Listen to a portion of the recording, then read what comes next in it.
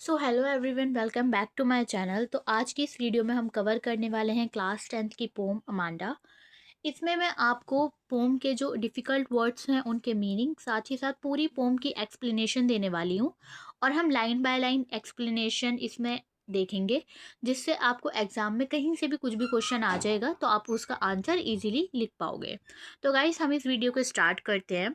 Now our poem is Amanda and the poet is Robin Klein. हमारी poem की theme क्या है? Childhood, freedom, imagination versus constant scolding. इस poem में बात करी गई है एक बच्चे के चाइल्डहुड को लेकर, उसके बचपने को लेकर, फ्रीडम को लेकर कि कितनी आज़ादी उसे मिलती है, और इमेजिनेशन को लेकर कि बच्चा अपनी सोच में, मतलब कि अपने दिमाग में कहाँ कहाँ तक की सोच लेता है, क्या क्या क्या चीज़ वो इमेजिन कर लेता है।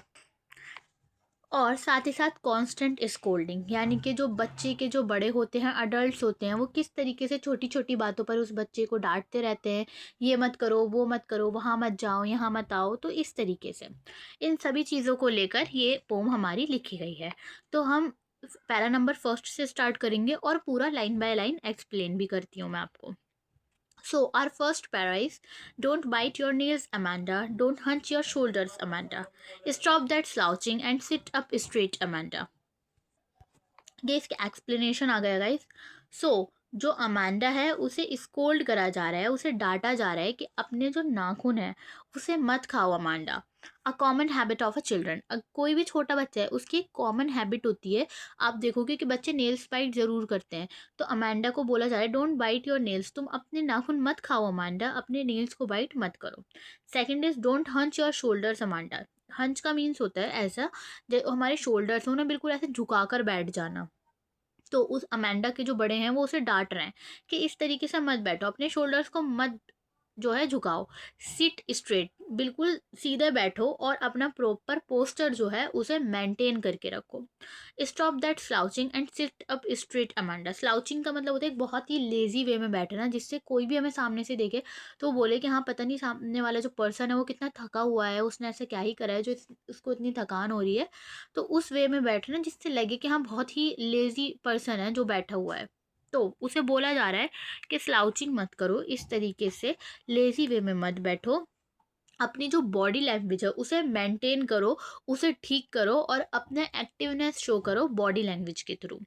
सो Amanda is under constant instruction showing how adult control children's behaviour. इसमें दिखाया गया है कि अमांडा जो एक बच्ची है उसे किस तरीके से बार बार इंस्ट्रक्शंस मिलती रहती हैं उसके बड़ों से कि ये मत करो, वो मत करो, अपने नेल्स बाइट मत करो, अपने शोल्डर्स को ऐसे झुकाकर मत बैठो, सीधे बैठो, बॉडी लैंग्वेज को करेक्ट करो। तो ये सब दिखा रहा है कि किस तरीके से एक चाइल्ड का जो बिहेवियर होता है, उसका जो नेचर होता है, उसे किस तरीके से अडल्ट्स जो बड़े होते हैं, उसके पेरेंट्स हो गए, मम्मी पापा हो गए, ग्रैंडपा ग्रैंड माँ हो गई, तो किस तरीके से वो लोग जो है कंट्रोल करते रहते हैं। नाउ अब सेकंड स्टैंडर्ड 2 में क्या है, अमांडा एक इमेजिनेशन में चली गई है। तो अमांडा क्या लिख रही है, there is a languid emerald sea where the sole inhabitant is me, a moment drifting blissfully. तो अमांडा कहती है कि अब वो एक ऐसे लिंग्विड अमर्ल्ड सी में चली गई है।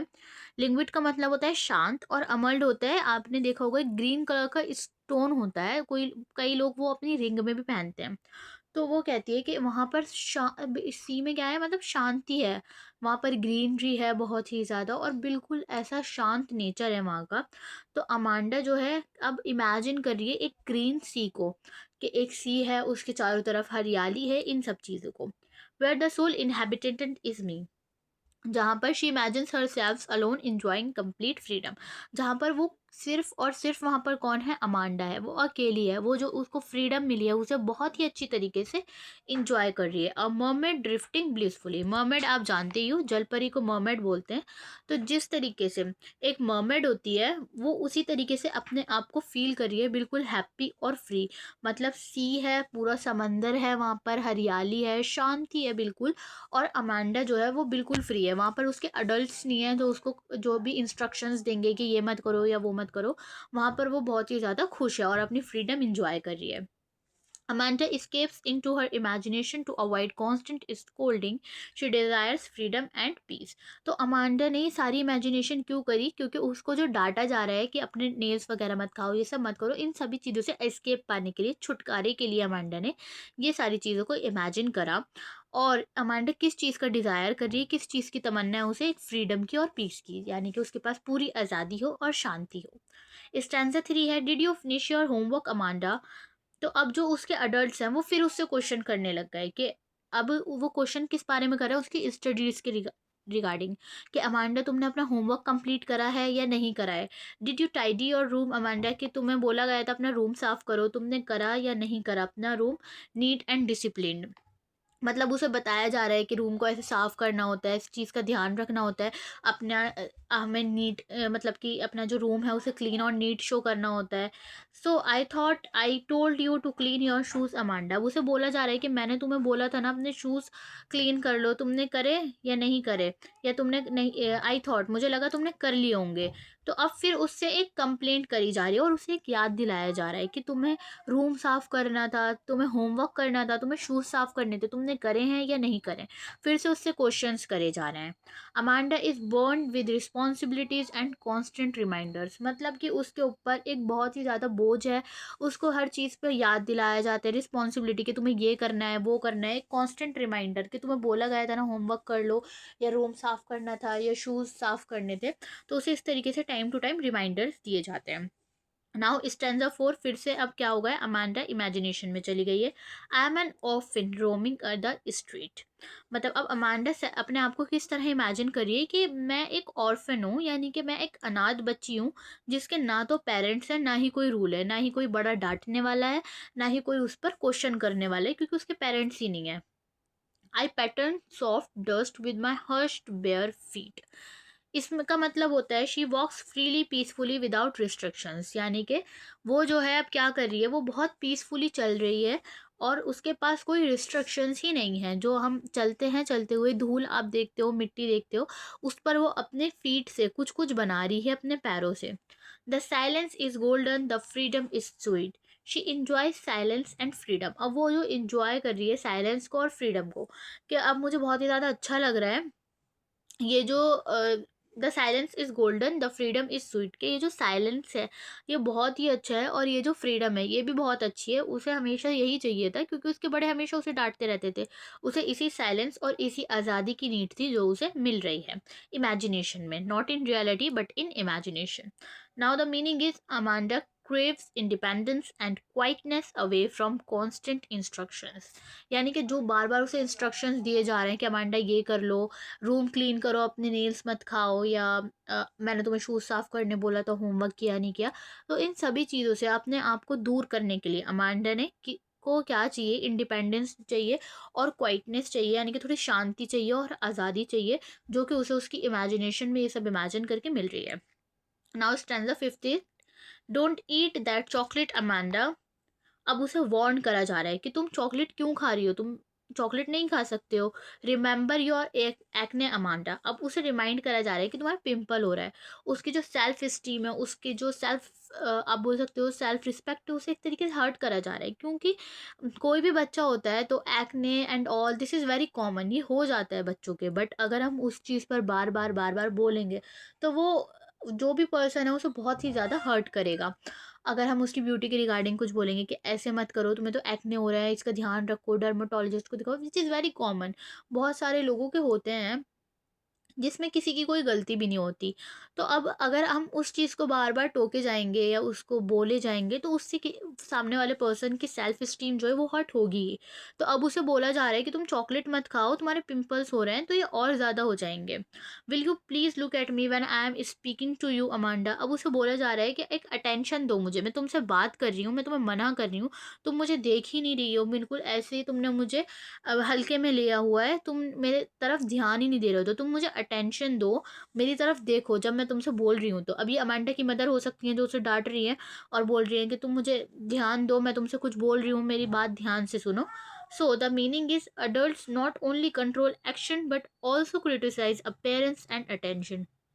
कि जो अडल्ट्स होते हैं, जो बड़े होते हैं, वो सिर्फ़ हमारे एक्शंस को ही कंट्रोल नहीं करते, लेकिन हमारी जो अपीयरेंस होती है, यानी कि हम जिस तरीके से रह रहे हैं, हम किस तरीके से लिव कर रहे हैं, वो उस चीज़ पर भी कंट्रोल करना चाहते हैं। हमसे अटेंशन भी चाहते हैं वो, कि हम उनकी सारी बातें ध्यान से सुनें। अगर वो कुछ बोल रहे हैं तो हम जवाब नहीं दें।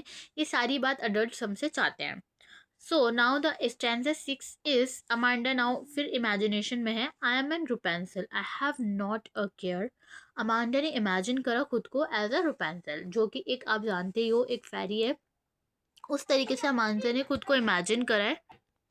तो उस तरीके से अमांडा जो है उसने खुद को रुपेंसिल की तरह इमेजिन करा है, कि वो जो है एक रुपेंसिल की तरह है। रुपेंसिल एक फेरी होती है, आप जानते ही होगी, जिसके बहुत बड़े बड़े से बाल होते हैं और बहुत ही सुंदर होती है। तो उसे ना एक टावर में बंद करके, जो एक चुड़ैल होती है वो एक टावर में बंद करके रखती है, क्योंकि वो इतनी सुंदर होती है ताकि उसे कोई देखे बिना, उससे बोले बिना। उसके बाल बहुत ही ज़्यादा बड़े होते हैं। तो वो जो होती है रुपेंजिल, वो भी फ्रीडम चाहती है, क्योंकि वो उस टावर में हमेशा कैद होकर नहीं रहना चाहती। तो जब भी किसी उसको, जो चुड़ैल होती है, उसे भी आना होता है, जिसने उसे बंद करके रखा होता है, तो वो अमांडा को बोलती है विंडो से कि वो अपने बाल नीचे डाल दे, और फिर वो उन बालों पे चढ़कर आती है। इसी तरीके से एक दिन एक राजकुमार होता है, जो अमांडा को, सॉरी, रुपेंसिल को बहुत ज़्यादा पसंद आता है। तो वो राजकुमार भी इसी तरीके से उसके बालों को नीचे बुलाकर मंगाकर, मतलब वो उसके इतने लंबे बाल होते थे कि वो विंडो से पूरा नीचे डाल दिया करती थी। तो उससे जो राजकुमार होता है वो ऊपर चला जाता है। इस तरीके से उनमें थोड़ा लव स्टोरी वगैरह दिखाया गया है। एंड इन द एंड जो राजकुमार होता है वो उसको, रुपेंसिल को, वहाँ से ले जाता है भगाकर। सो इसको बताने का मीनिंग यही था कि जो रुपेंसिल है उसकी स्टोरी इसमें थोड़ी सी बताई गई है। Life in a tower is twinkle and trier, कि एक टावर में जो लाइफ होगी वो ट्विंकल होगी, यानी कि बहुत पीसफुल होगी और बहुत ही अच्छी, रेयर होगी। Even isolation feels peaceful to her, मतलब कि वहाँ पर जो आइसोलेशन होगी वहाँ पर इतनी शांति होगी, और उसे लगा कि वो जो टावर होगा वो बहुत ही ज़्यादा पीसफुल होगा। I will never let down my bright hair, लेकिन मैं कभी भी, जो मेरे ब्राइट हेयर होंगे, उन्हें नीचे, जो जिस तरीके से रुपेंसिल डाल दिया करती थी, उस तरीके से मैं अपने हेयर्स को नहीं डालूंगी नीचे। She chooses independence and avoid control, वो कहती है कि मेरी जो इंडिपेंडेंस होगी मैं उसका हमेशा ख्याल रखूंगी, क्योंकि अगर वो अपने बाल नीचे डाल देगी तो उस स्टार में कोई भी आ सकता है। मतलब कि वो चाहती है कि वो उस स्टार में अकेली रहे, जो पीसफुल इन्वायरमेंट हो वो रहे वहाँ पर, कि उसकी फ्रीडम को किसी भी तरीके से नुकसान ना पहुंचे। Meaning, Amanda wants control over her own life and decision. Amanda चाहती है कि उसकी जो लाइफ है उस पे सिर्फ उसी का राइट हो, वो अपनी लाइफ को भी इंजॉय करे, अपने डिसीजंस भी खुद ही ले। Now the stanza seventh is stop that sulking at once Amanda. तो अब जो अडल्ट हैं वो उसे बोल रहे हैं कि ऐसे मत करो अमांडा, इस तरीके से मत देखो, इस तरीके से मत करो। हर चीज़ में वो उसे जो है कंट्रोल करने की कोशिश कर रहे हैं। You are always so moody Amanda, कि तुम हमेशा ही बहुत ज़्यादा मूडी होती हो, जब तुम्हारा मन होता है करती हो, नहीं होता तो नहीं करती हो। Anyone would think that I nagged at you Amanda. तो जो स्पीकर होता है वो बोलता है कि तुम इस तरीके से करती हो कि किसी को भी लगेगा कि मैं तुमसे जो भी बोलती हूँ, उसकी मदर हो सकती है वो ये बोल रही हो, कि मैं तुमसे जो भी बोलती हूँ वो ऐसा लगता है कि मैं तुम्हें इरिटेट कर रही हूँ, तुम्हें सताने के लिए बोल रही हूँ। Through the whole poem shows contrast nagging, कि मतलब किस तरीके से उसे नैग करा जा रहा है। नैग का मतलब होता है इरिटेट करा जा रहा है basically. Meaning, adults fail to understand the child's emotional state, मतलब जो अडल्ट्स हैं वो हमेशा फेल हो जाते हैं किसी भी बच्चे को माइंड से, उसका एक इमोशनल, और जो भी उस वो बच्चा फील कर रहा होता है उन सारी चीज़ों को अंडरस्टैंड करने में। So guys, this is very common. अगर कोई भी बच्चा होगा वो यही सारी चीज़ें लाइफ में कभी ना कभी फेस करता ही है, जो हमें लगता है कि हमारे लिए रिस्ट्रिक्शंस हैं।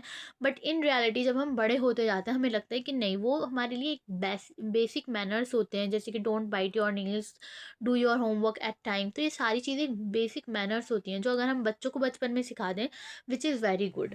सो this is all for this video. I hope you like my video. If you like my video then please subscribe my channel. Thanks for watching guys.